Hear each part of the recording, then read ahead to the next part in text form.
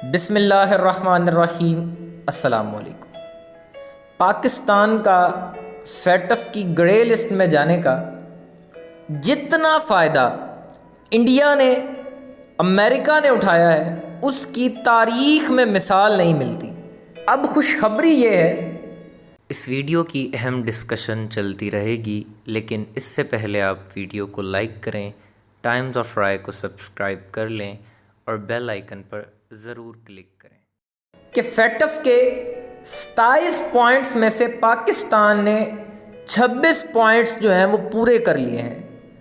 अब अखलाकी तौर पे, कानूनी तौर पे सेटअप के पास कोई जवाब नहीं रह जाता कि वो पाकिस्तान को ब्लैक लिस्ट करे या ग्रे लिस्ट में रखे।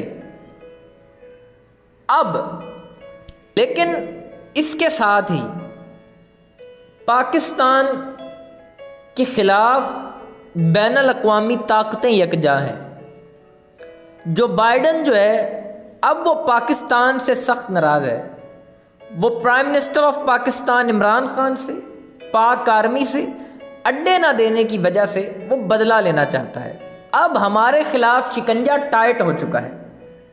अगर पाकिस्तान सेटअप की वाइट लिस्ट में आ जाता है तो इतने मसाइल कम हो जाएंगे कि आप सोच नहीं सकते कि पाकिस्तान के लिए बिजनेस के मौके खुलेंगे। बाहर से इतनी कंपनीज जो हैं वो पाकिस्तान में बिजनेस करने को तैयार हो जाएंगी। ट्रांजैक्शंस, जो एप्लीकेशंस की अवेलेबिलिटी ना होने की वजह से नहीं हो पाती, इतनी कई एप्लीकेशंस हैं ट्रांजैक्शंस के हवाले से जो खुल जाएंगी, पाकिस्तान में ऑन हो जाएंगी। लेकिन आप देखें कि अब पाकिस्तान को रिव्यू करने कौन जा रहा है? France, China, America, United kingdom, ये अब पाकिस्तान को रिव्यू करने जा रहे हैं, और साथ इंडिया भी। अब ये पांचों के पांचों मुल्क, इनमें से आप देखें चाइना के अलावा बाकी कौन हमारा सगा है? क्या इंडिया हमारे हक में बेहतर सोचेगा? इंडिया जो मनी लॉन्ड्रिंग की इतनी बड़ी, वो आपसे कान कह लें इतना बड़ा हब है, वो हमें रिव्यू करने जा रहा है। और यूनाइटेड किंगडम, जहाँ इतनी मनी लॉन्ड्रिंग होती है, पाकिस्तान की भी वहाँ जाती है। आप देखें कि चोर उचक्के दुनिया भर के वहाँ जाते हैं, वहाँ फ्लैट्स ले लेते हैं, सारा कुछ कर लेते हैं।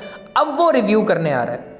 फ्रांस जो है, जो पाकिस्तान के हर सिमत पे, जब भी पाकिस्तान कोई पॉइंट क्लियर करता है सेटअप में, वो सबसे पहले उसको वो आगे से काउंटर करता है, उस पर सवाल उठाता है, क्या वो हमारे हक में आएगा?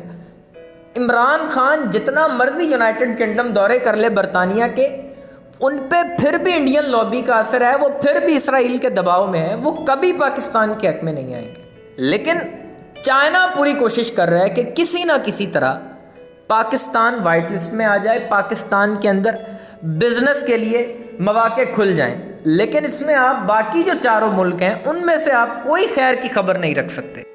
अब यहाँ देखें आपको कि पाकिस्तान के ग्रे लिस्ट में रहने का इंडिया को और अमेरिका को जो सबसे ज़्यादा फ़ायदा हुआ है, वो ये हुआ है कि कश्मीर के इशू पे उनकी ग्रिप आ गई है। हम वो सारे मामलात वैसे हल नहीं कर सके क्योंकि हम पाबंदियों का शिकार थे।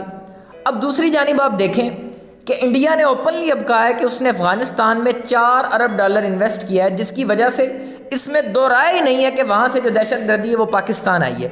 आप देखें कि इतनी दहशत गर्दी पाकिस्तान को जिसका सामना था, उसकी तारीख में मिसाल नहीं मिलती। लेकिन हमने फिर भी 26 पॉइंट्स क्लियर किए हैं। अब यहाँ पे चाइना जो है वो बड़ा अहम रोल अदा कर सकता है। चाइना यहाँ पे बड़ा वाइटल रोल प्ले कर सकता है। चाइना वहाँ कह सकता है, उन पर जोर दे सकता है कि भाई उन्होंने पूरे के पूरे 26 पॉइंट्स क्लियर कर लिए हैं, आपके पास कोई जवाब नहीं बनता कि आप उन्हें ब्लैक लिस्ट करें या ग्रे लिस्ट में रखें।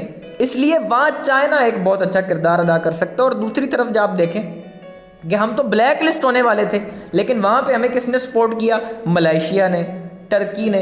तो इस वजह से ये ममालिक जो हैं, ये चाहें तो ये पाकिस्तान को वाइट लिस्ट में लाने में मदद कर सकते हैं। और इसके साथ ही हमारे पास अब दुनिया की हालिया सुपर पावर, यानी जो माजी की सुपर पावर रह चुकी है रूस, वो भी अब हमारे साथ है। तो ये जो 4-5 ये नया जो ब्लॉक एक बन रहा है, ये अगर चाहे तो पाकिस्तान को वाइट लिस्ट में ला सकता है। और सबसे ज़्यादा अगर चाइना चाहे तो वो बहुत अहम किरदार अदा कर सकता है।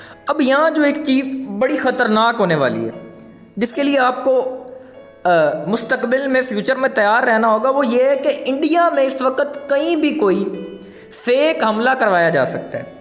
एक जाली हमला इंडिया में हो सकता है जिसका वो सारी की सारी जिम्मेदारी जो है वो पाकिस्तान पे डाल देंगे। और दूसरी जानिब अमेरिका जो है वो अपनी कोई भी डीक्लासिफाइड रिपोर्ट शाया करवा सकता है जिसमें वो कह देगा जी पाकिस्तान के फ़लाँ फ़लाँ दहशतगर्द तंजीमों के साथ ताल्लुकात हैं। क्योंकि उन 26 पॉइंट्स में से एक पॉइंट ये भी है कि ये दहशतगर्दी पे काबू पाना ये वगैरह, तो इनमें से उन पॉइंट्स को अब जो है ऊपर नीचे उन पॉइंट्स में पाकिस्तान को बुरा साबित करने की कोशिश जो है वो की जा रही है। अब अमेरिका पूरा चाहेगा कि कोई ऐसी रिपोर्ट तैयार करवाए, जो इंडिया है वो कोई जाली हमला तैयार करवाएगा। और हत्ता कि यहाँ भी कहा जा सकता है कि इसराइल के अंदर इस वक्त इसराइल ने जो दोबारा सीज़ फायर की जो पाबंदी वो तोड़ी है, उसमें यह भी कहा जा सकता है कि जो हमास है वो जब रिटेलिएट करेगा तो ये भी साथ उसके भी ताने बाने पाकिस्तान के साथ जोड़े जा सकते हैं। इसमें दो राय ही नहीं है, उन्होंने करना ही करना है, उन्होंने किसी तरफ पाकिस्तान को फंसाना है। तो वो ये भी कह सकते हैं कि हमास के साथ जी पाकिस्तान के ताल्लुकात हैं, हमास को पाकिस्तान सपोर्ट कर रहा है, उन्होंने इस तरह का काम करना है। कोई किताब लॉन्च हो सकती है, कोई स्कैंडल ब्रेक करवाया जा सकता है, कोई न्यूयॉर्क टाइम्स के अंदर कोई खबर लीक करवाई जा सकती है, कुछ भी वो कर सकते हैं, वो किसी हद तक जा सकते हैं। आप देखें कि इस वक्त इमरान खान जो है उसके वो सख्त खिलाफ हैं। सबसे उसकी जो बड़ी रीज़न है वो ये है कि पाकिस्तान ने उनको अड्डे नहीं दिए। अब देखें कि ट्रंप के दौर में हमारे काफ़ी हद तक मामला तय पा गए थे।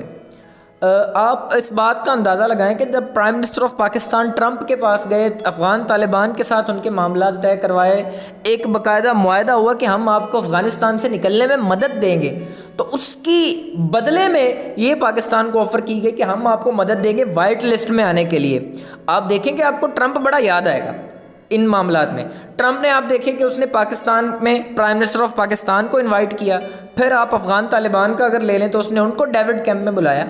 लेकिन अब जो बाइडन है वो तो है इस्टेब्लिशमेंट का बंदा, उसे तो लाया इसी वजह से गया है कि जो ट्रंप ने किया उस सबको बैक करे, उस सबको ख़त्म करे।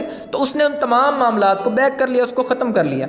इसी तरह अब आप देखें कि वहाँ पे सिर्फ चाइना एक है जो पाकिस्तान के हक में वोट देगा। दूसरी तरफ आप आए फ्रांस के, फ्रांस तो अभी भी हर पॉइंट पे पाकिस्तान के ख़िलाफ़ बोलता है। और जब से गुस्ताखाना खाकों वाला मामला हुआ है, पाकिस्तान ने अपना एक क्लियर स्टांस दिया, तो तब से मैक्रन जो है उसने वहाँ पे कहा था कि पाकिस्तान डिज़र्व ही नहीं करता कि इसको वाइट लिस्ट में किया जाए, बल्कि इसको ब्लैक लिस्ट में करना चाहिए। जिस तरह शुमाली कोरिया, नॉर्थ कोरिया और वो ईरान है, जिस तरह वो ममालिक है, उस तरह का पाकिस्तान को ट्रीट किया जाए। आप देखें कि फ्रांस का वहाँ पे पाकिस्तान के ख़िलाफ़ उसके अंदर इतनी नफ़रत है, और दूसरी तरफ वो ये चाहता है कि अगर फैटफ में उसकी नहीं सुनी जाती, उसकी दाल नहीं गलती, तो वो फिर क्या चाहता है कि वो कहता है यूरोपीय यूनियन में उसकी जो लॉबी है वो सेकंड लार्जेस्ट है। वो कहता है वहाँ पे मामलात जो हैं वो पाकिस्तान के ख़िलाफ़ किए जाएँ, वहाँ से एक रेजोल्यूशन पास करवाई जाए जिसको फिर फैटफ में सामने दिखाया जाए कि जी ये देखें पाकिस्तान का ये है, तो ये डिज़र्व ही नहीं करता वाइट लिस्ट में आने के लिए, इसको ब्लैक लिस्ट किया जाए।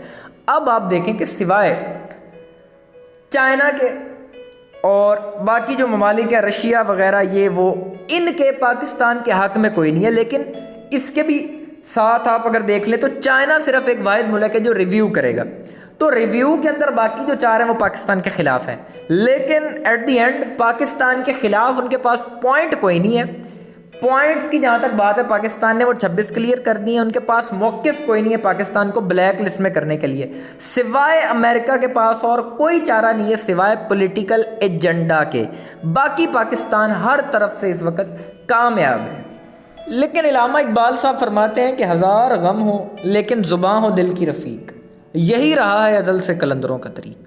मसला है ही कोई नहीं, जितना मर्जी करें, मारने वाले से बचाने वाला हमेशा बड़ा होता है। टाइम्स ऑफ राय को सब्सक्राइब करना मत भूलें, वीडियो को लाइक करें, शेयर करें और कमेंट सेक्शन में अपनी राय का इजहार ज़रूर करें।